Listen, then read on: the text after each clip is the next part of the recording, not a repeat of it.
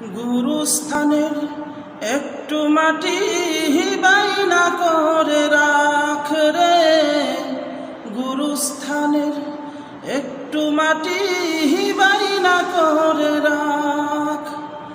আতর গোলাপ সুরমা চন্দন কাফন নামের দেহ বন্ধন আলমারিতে রাখ রে তুলে।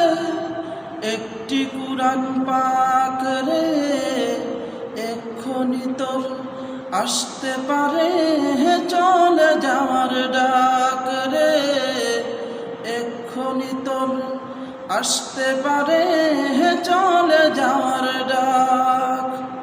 গুরুস্থানের একটু মাটি বাইনা করে রাখ রে, গুরুস্থানের একটু মাটি